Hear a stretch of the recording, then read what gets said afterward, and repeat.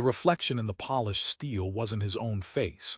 It was a ghost, a phantom assembled from 1,000 moments of weakness, a mosaic of every hesitation, every compromise, every silent surrender he had ever made. This man in the reflection was a stranger, yet intimately familiar. He wore failure like a second skin and breathed the stale air of regret. Tonight, one of them had to die. He wasn't standing in a back alley with a weapon aimed at an enemy. He was in his own sterile apartment, the city lights painting cold, indifferent strokes across the floor, and the only target was the man he had allowed himself to become. This was not a suicide. It was an assassination, a meticulously planned, cold-blooded execution of the self.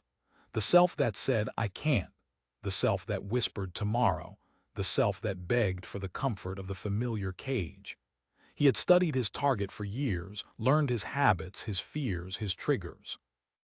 He knew every lie the man in the mirror told himself, every rationalization he used to justify his own mediocrity. And now, the time for observation was over. The time for action was here. The real question wasn't whether he had the courage to pull the trigger. It was whether he had the strength to live with the ghost he was about to create. Because when you kill a part of yourself, it doesn't just disappear. It haunts you.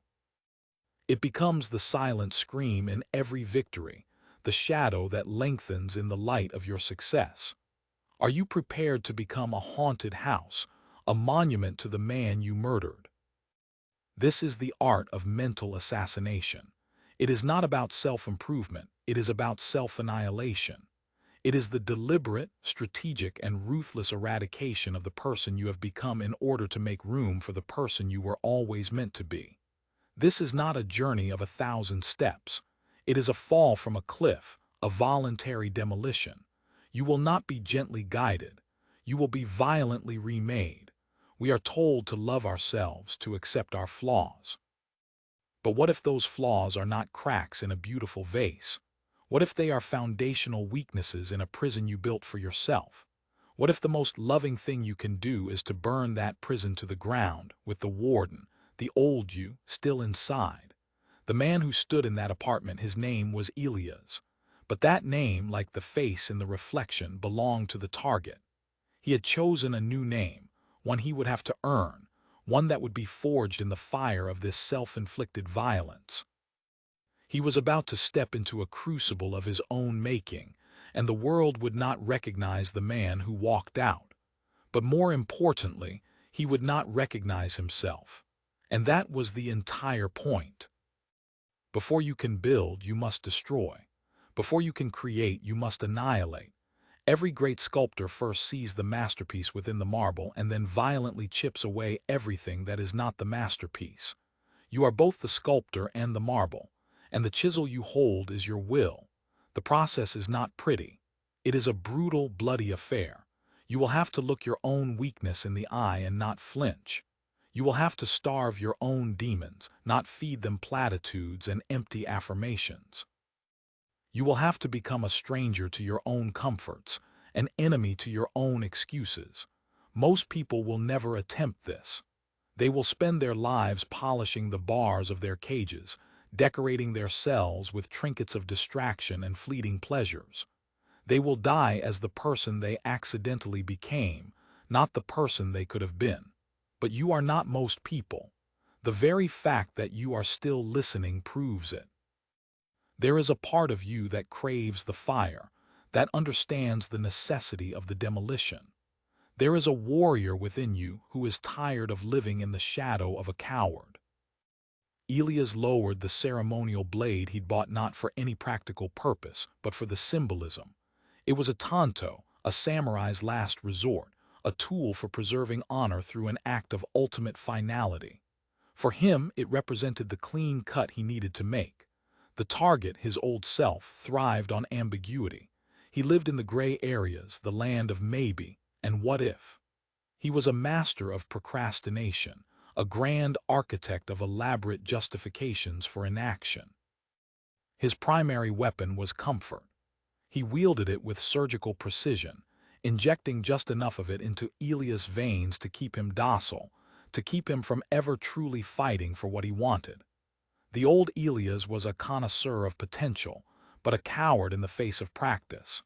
He would read books on stoicism, watch videos on discipline, and feel a surge of motivation. He would plan his new life with the meticulous detail of a military strategist. He would lay out his workout clothes the night before, prepare his healthy meals, and schedule his day down to the minute. And then when the alarm clock shattered the morning silence, the old Elias would whisper. His voice was not a shout but a seductive, reasonable murmur. "Just 5 more minutes. You deserve it. You worked hard yesterday." And in that single moment of weakness, the battle was lost. The war was conceded. The meticulously crafted plan would dissolve like sugar in rain. This assassination, therefore, could not be a grand, single gesture. It had to be a war of attrition, a campaign of 1,000 small cuts. The target had to be dismantled piece by piece until nothing remained but the raw material of the man he was meant to be. The first step was to identify the target's allies. These were not people, but habits, comforts, and routines. His phone was the most powerful of these allies.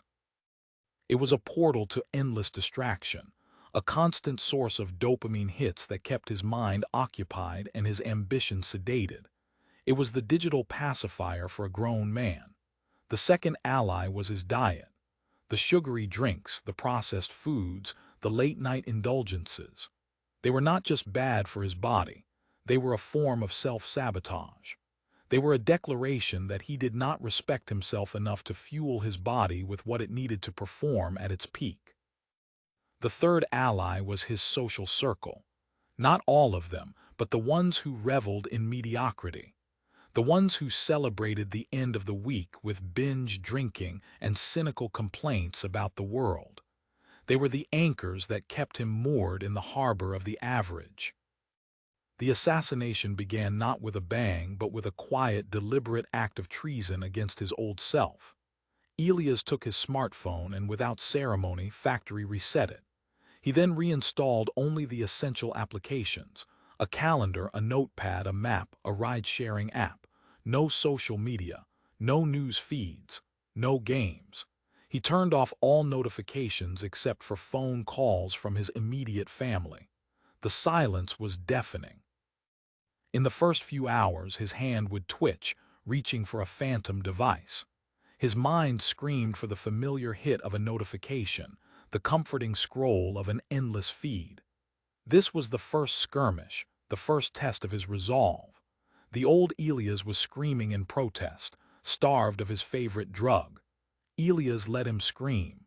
He observed the withdrawal with a cold, detached curiosity, like a scientist studying a dying organism. He recognized the craving for what it was: a weakness, a vulnerability in the target's defenses, and he hardened his resolve. Next, he went to his kitchen. He took a large trash bag and emptied his refrigerator and pantry of everything that was not whole, natural food. The sugary cereals, the bags of chips, the frozen pizzas, the sodas. It all went into the bag. It was a surprisingly emotional experience. He felt a pang of loss, a sense of waste. The old Elias was whispering again, this time about practicality, about the money he was throwing away. "You can just eat it and then start fresh tomorrow," it suggested. But the new Elias, the assassin, knew that tomorrow was the target's greatest weapon. Tomorrow was the mythical land where all dreams came true and all hard work was done. He closed the trash bag and carried it to the dumpster, the weight of it a satisfying symbol of the baggage he was shedding. He then went to the grocery store and bought lean protein, vegetables, fruits, and water. His new diet would be simple, boring, and effective. It was not about pleasure, it was about fuel. It was a statement of intent. My body is not a garbage disposal. It is a machine, and I will give it the fuel it needs to operate at maximum efficiency. The final act of this initial assault was the most difficult. It involved his friends. He didn't make a dramatic announcement. He didn't burn any bridges. He simply became unavailable for the activities that nourished his old self. When the invitation came for the usual Friday night binge drinking session, he declined. He didn't offer a long, elaborate excuse. He just said, "I can't make it." The first time it was met with mild disappointment. The second time with questions. The third time with silence. He knew he was being judged. He could feel the social pressure, the unspoken accusation of being boring, of thinking he was better than them. The old Elias craved their approval, their acceptance. He was a social creature who derived his sense of self-worth from the validation of others. But the assassin was a solitary hunter. He did not need a pack. He needed a clear line of sight to his target. He replaced those nights of empty camaraderie with hours in the gym, with long walks in silence, with the company of books that challenged his mind and expanded his perspective. These were the first 3 cuts in the assassination of his old self. They were not deep, but they were precise. They targeted the supply lines that kept his weakness alive, and in the silence that followed, in the void left by the absence of distraction, the real work began. The old Elias did not die quietly. He fought back with a vengeance. He unleashed his most powerful weapon, the mind. He flooded Elias' consciousness with doubt, with fear, with a relentless barrage of negative self-talk. Who are you kidding? You've tried this before. You always fail. You're not strong enough. You're not smart enough. You're not disciplined enough. Just give up. It's easier. Go back to being comfortable. No one will blame you. This was the true battlefield. Not the gym, not the kitchen, not the social calendar. The true battlefield was the 6 inches of space between his ears. And this was where the art of mental assassination would be truly tested. This was where he had to learn to not just ignore the voice of his old self, but to systematically dismantle its arguments, to counter its lies with a cold, hard, and unshakable truth. He began to treat his own thoughts as a separate entity. He gave the voice of his old self a name, the tenant. The tenant was a squatter in his mind, a freeloader who had been living there for so long that he had started to believe he owned the place. He didn't pay rent. He made a mess.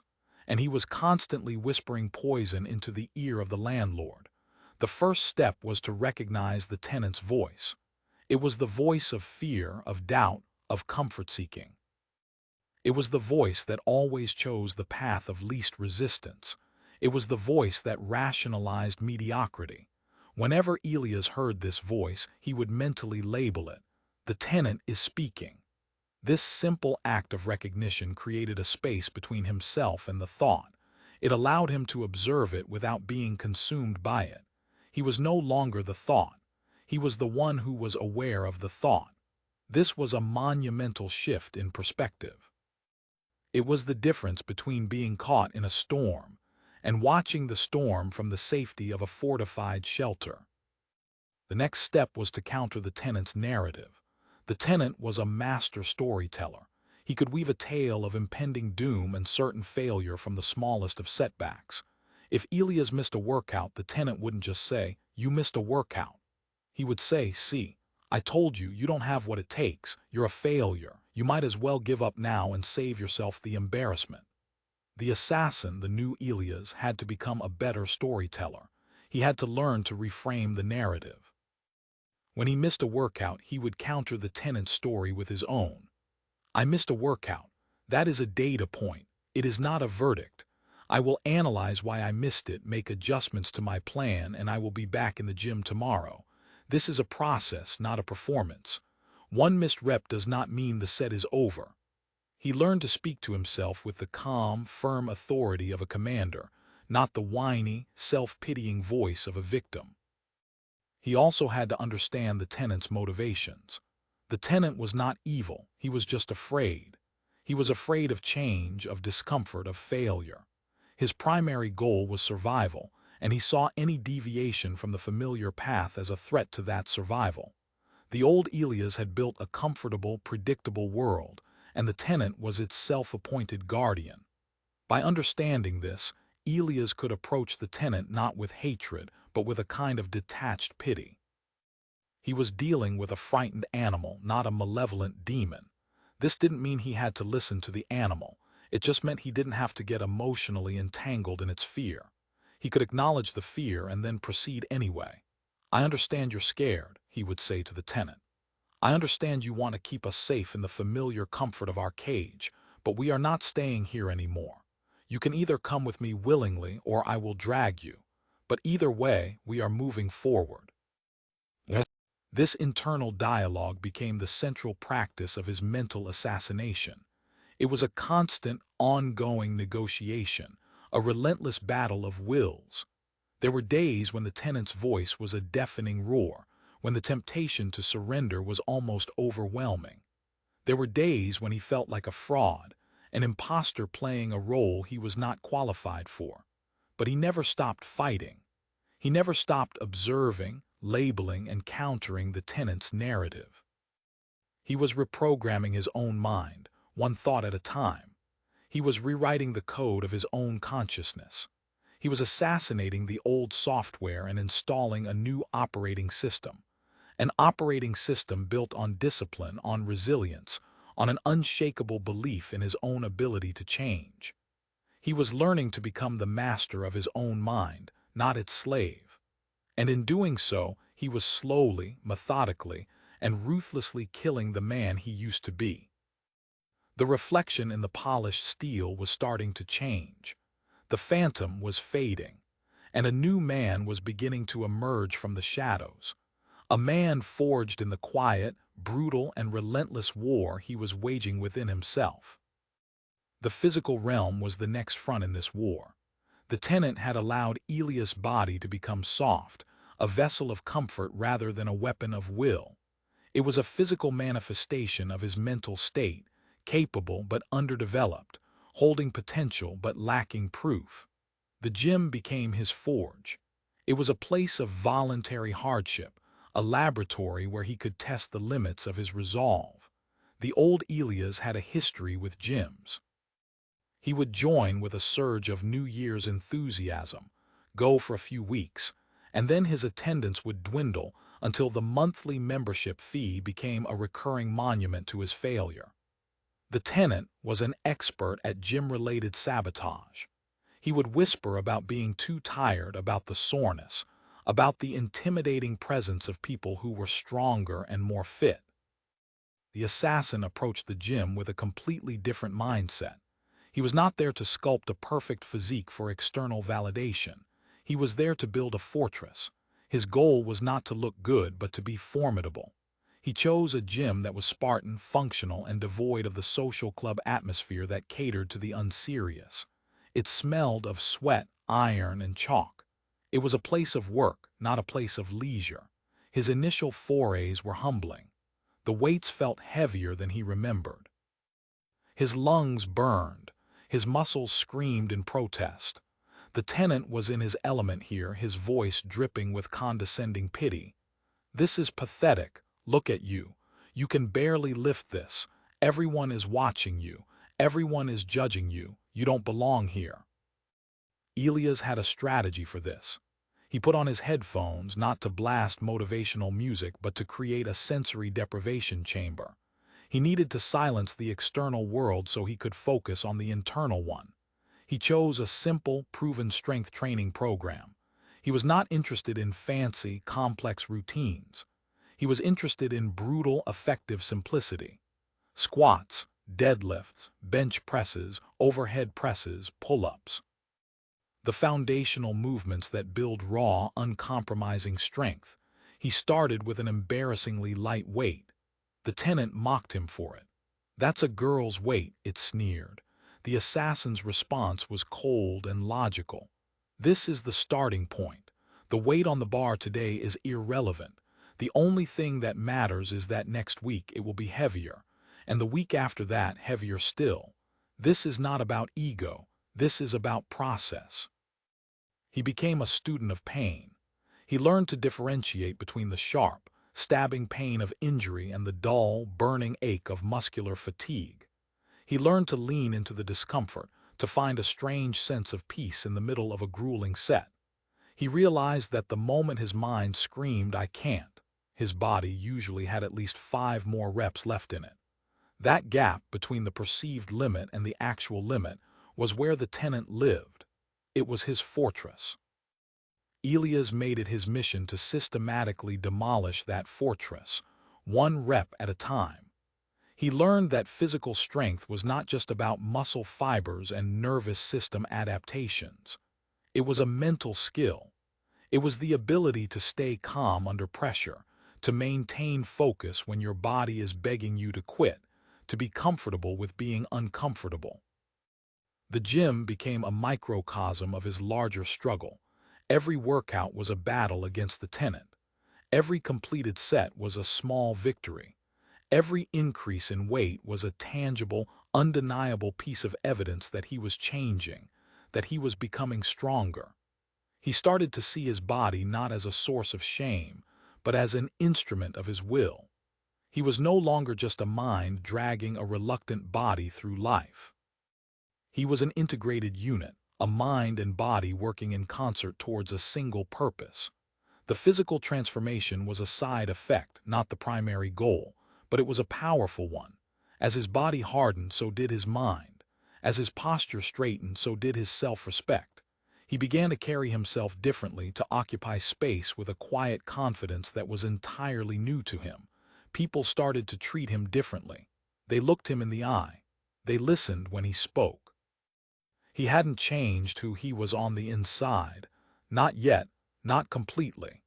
But the external changes were creating a positive feedback loop, reinforcing the internal work he was doing. The assassination of his old self was not just about eliminating the negative. It was also about building the new. He had to create a new identity, a new set of habits, a new way of being in the world. This was not a matter of simply putting on a mask. It was a matter of forging a new self in the crucible of his daily actions. He began to cultivate what he called unbreakable promises. These were small, daily commitments he made to himself that he would honor no matter what. He would wake up at 5 a.m. every single day without exception. He would read for at least 30 minutes every day. He would meditate for 10 minutes every day. These were not monumental tasks. They were simple, almost trivial, but their power lay not in their difficulty, but in their consistency. The tenant, of course, fought him on this. What's the big deal if you sleep in an extra hour on Saturday? You've earned it. What difference does one day of not reading make? The assassin's response was unwavering. The promise is the point, not the task. Every time I keep a promise to myself, I am casting a vote for the man I want to be. Every time I break a promise, I am casting a vote for the man I am trying to kill. The man I want to be is a man of his word, especially when his word is given to himself.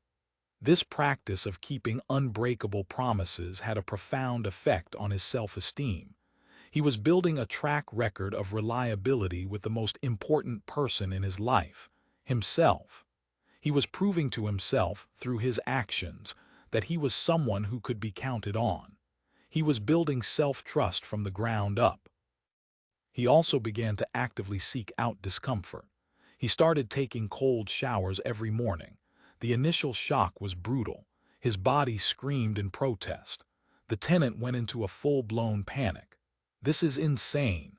You're going to give yourself a heart attack. What's the point of this self-inflicted torture?" But Elias learned to breathe through the shock, to calm his mind in the face of the physical chaos. He realized that the cold shower was a perfect training ground for emotional resilience. It taught him to endure a few minutes of intense discomfort with the knowledge that it was temporary, and that he would be stronger for it. It was a daily reminder that he was in control of his reactions, that he could choose his response to any given stimulus, no matter how unpleasant. He extended this practice into other areas of his life. He started deliberately choosing the harder path. He would take the stairs instead of the elevator. He would park at the far end of the parking lot. He would volunteer for the difficult, thankless tasks at work that everyone else avoided. He was conditioning himself to embrace challenges, to see them not as obstacles, but as opportunities for growth. He was building what the Stoics called a premeditation of evils, a psychological armor against the inevitable hardships of life. By voluntarily exposing himself to small, controlled doses of discomfort, he was inoculating himself against the larger, uncontrollable discomforts that life would inevitably throw his way. This relentless pursuit of hardship began to change his perception of himself and the world. He started to see that the comfort the tenant so desperately craved was a poison. It was a slow-acting sedative that dulled the senses, weakened the will, and ultimately led to a life of quiet desperation. True fulfillment, he was discovering, lay on the other side of discomfort. It was found in the struggle, in the striving, in the overcoming. It was the satisfaction of knowing that you had faced a challenge and not backed down. It was the quiet pride of building something of value, not with ease but with effort and sacrifice. He was no longer a man who ran from pain. He was a man who ran towards it, because he knew that on the other side of that pain lay the man he was determined to become. The assassination was progressing. The old Elias, the comfort seeker, the excuse maker, was growing weaker by the day. And in his place, a new man was being forged. A man of iron will, of unbreakable discipline, and of a quiet, unshakable strength that came not from a life of ease, but from a life of deliberate, chosen, and ultimately transformative hardship. The mind, now fortified by physical discipline and the relentless keeping of promises, was ready for a deeper level of reconstruction. The assassination had cleared the rubble of the old structure. Now it was time to lay the foundations of the new one. This phase of the operation was about philosophy. Not the abstract, academic philosophy of lecture halls, but the practical, lived philosophy of the warrior, the statesman, the sage. He turned to the Stoics. He devoured the works of Marcus Aurelius, Seneca, and Epictetus. He was not just reading their words, he was trying to inhabit their minds. He saw in their writings a blueprint for the man he wanted to become, a man of inner peace, of unshakable resolve, of rational thought in the face of chaos. The tenant, the voice of his old self, was initially dismissive. Great, more reading, as if a bunch of dead guys in togas have anything to teach you about the real world. But the assassin saw the power in their ideas. He saw a set of mental tools, a weaponry system for the internal war he was fighting.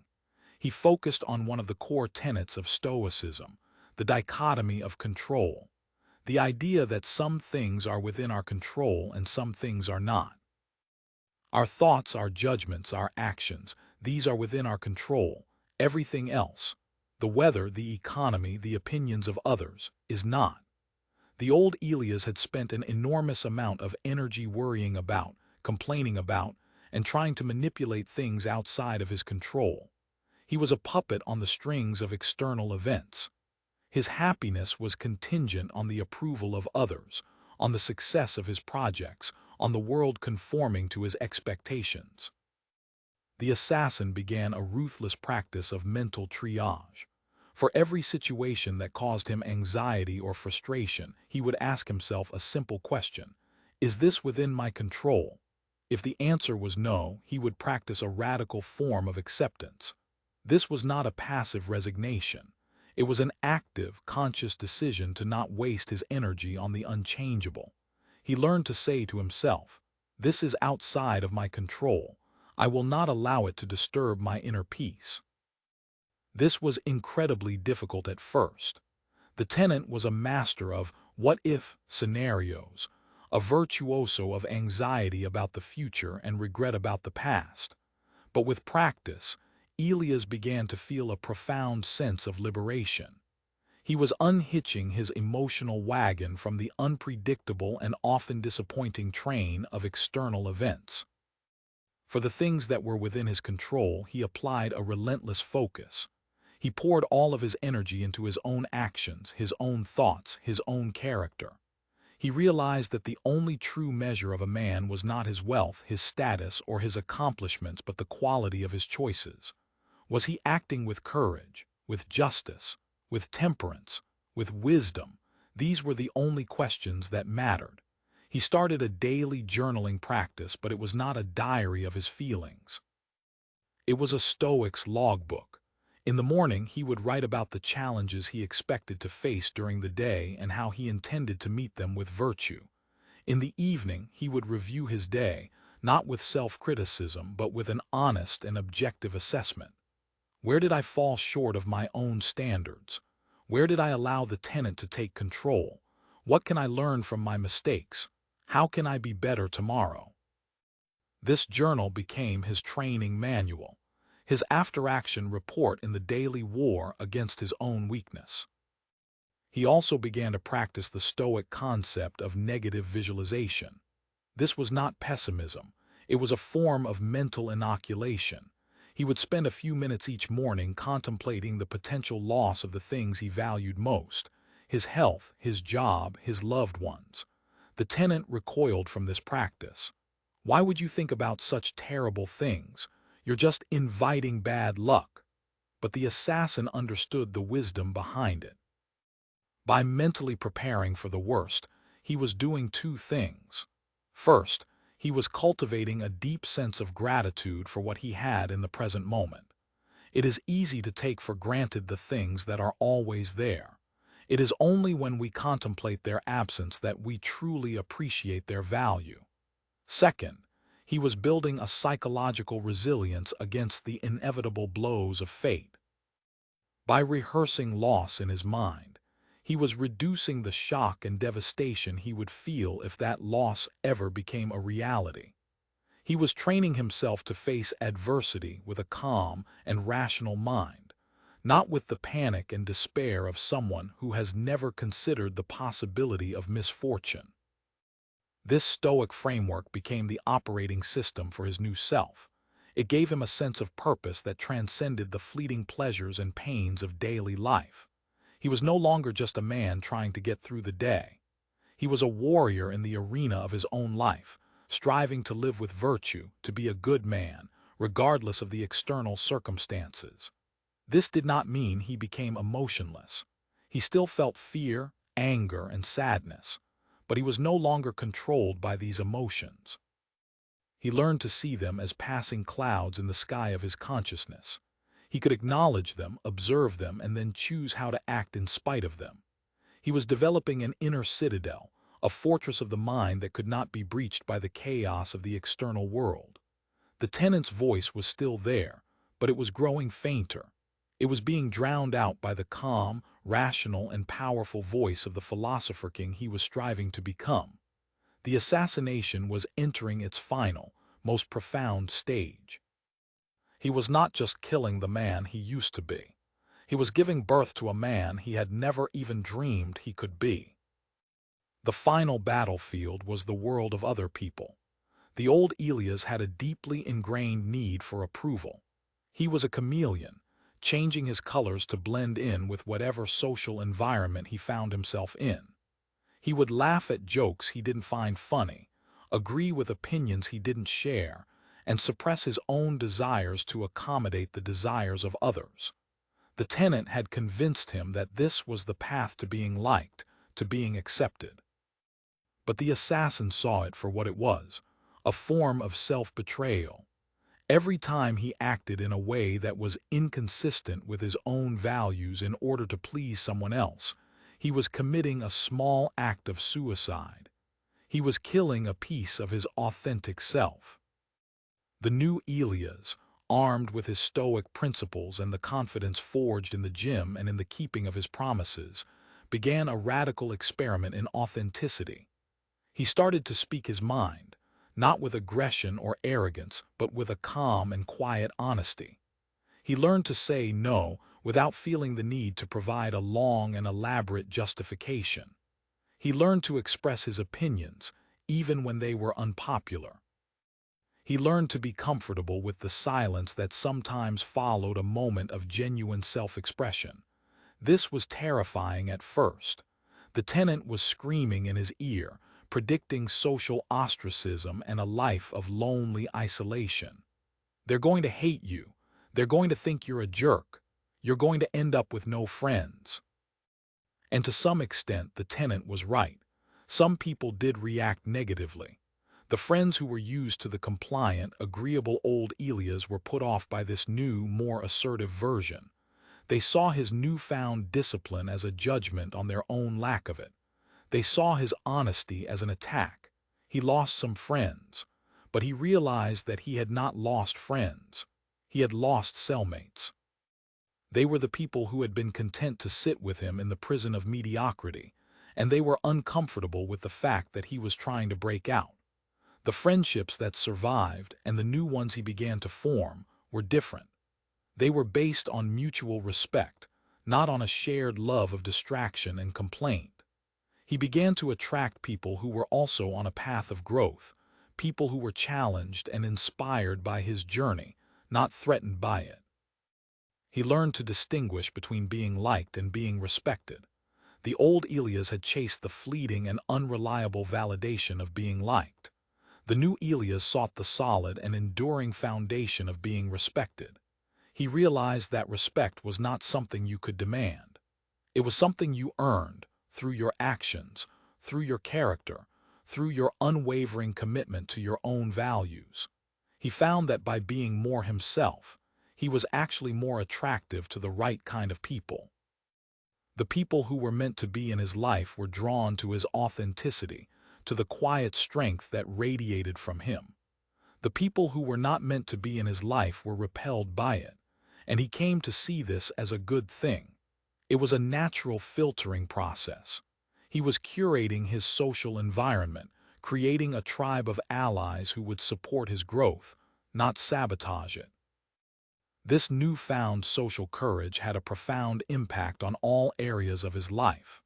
At work, he began to speak up in meetings, to offer his ideas without fear of criticism, to take on leadership roles that the old Elias would have shied away from. His career began to accelerate in ways he had never thought possible. In his personal life, he became more present, more engaged, more capable of genuine connection.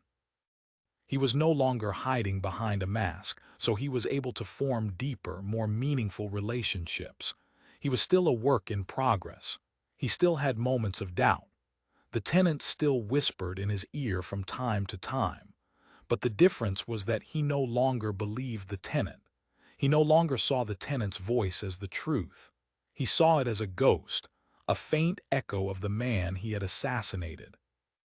One evening, about a year after he had stood in his apartment with the ceremonial blade, he caught his reflection in a storefront window.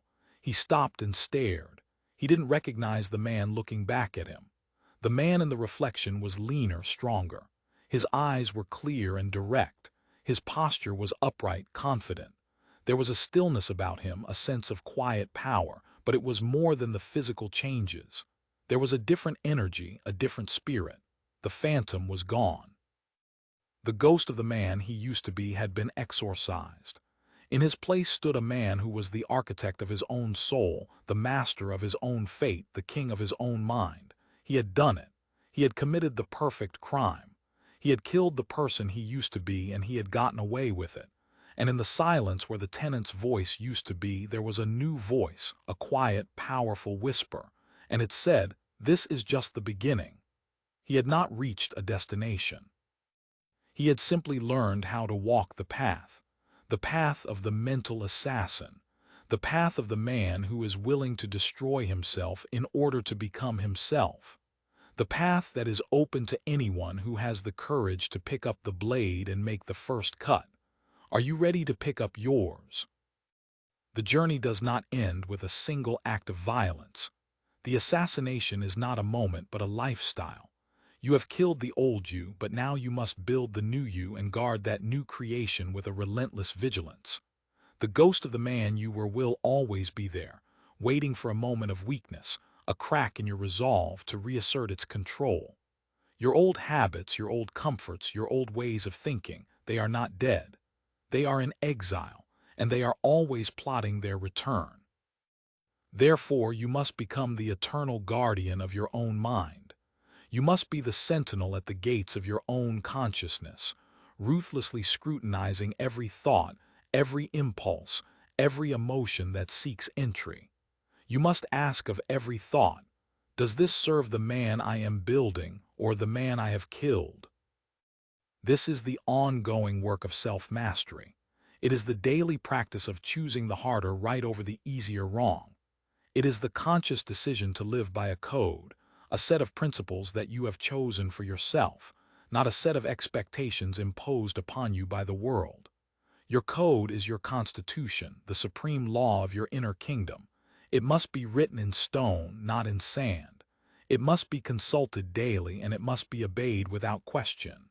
What is your code? Have you even thought about it? Or are you living by a set of default settings, a program installed in you by your parents, your teachers, your society? The man you killed lived by default. The man you are building lives by design. You are the designer. You are the architect. Do not take this responsibility lightly. One of the greatest dangers you will face on this path is the illusion of arrival. You will experience success. You will achieve goals you once thought impossible. You will see a man in the mirror that you respect, that you are proud of. And in that moment, the tenant, the ghost of your old self, will whisper to you in a new and even more seductive voice. It will not be the voice of fear and doubt. It will be the voice of pride and complacency. It will say, "You've made it. You can relax now. You've earned a rest.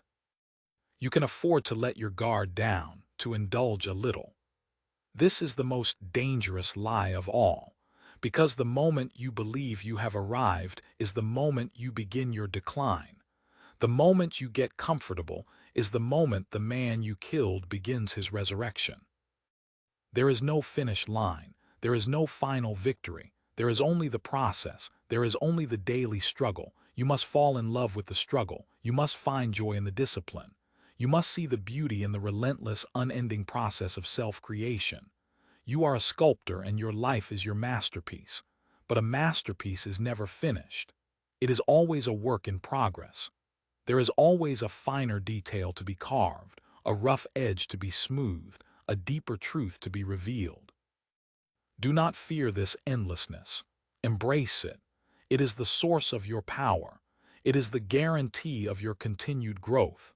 A man who believes he is a finished product is a dead man. A man who knows he is a work in progress is a god in the making. You must also learn to be your own harshest critic and your own most compassionate coach. The world will offer you plenty of both praise and criticism. Ignore both. The only opinion that matters is your own. You must hold yourself to a standard that is higher than anyone else would ever dare to set for you. You must be ruthless in your self-assessment, brutally honest about your own weaknesses and failures. But this ruthlessness must be tempered with compassion. You must learn to forgive yourself for your mistakes, not by excusing them, but by learning from them. You are not a machine. You are a human being. You will stumble. You will fall.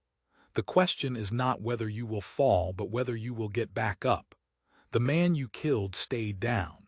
The man you are building gets back up, every single time, stronger and wiser for the fall. The path of the mental assassin can be a lonely one. You will outgrow people. You will be misunderstood. You will be seen as strange, as intense, as too much. Except this: the eagle flies alone. The lion hunts alone. The man who is forging his own destiny often walks alone. But in this solitude, you will find a new kind of companionship. You will find the companionship of the great men and women of history who have walked this path before you. You will find the companionship of the ideas and principles that have guided them. You will find the deepest companionship of all, the companionship of your own true self, the self you are creating through your daily actions, the self that is worthy of your own respect and admiration. Do not mistake this for a call to arrogance. The man you are building is a man of humility, but it is the humility of the warrior, not the humility of the coward.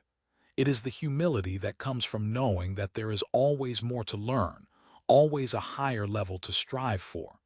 It is the humility that comes from a deep and abiding respect for the difficulty of the path you have chosen.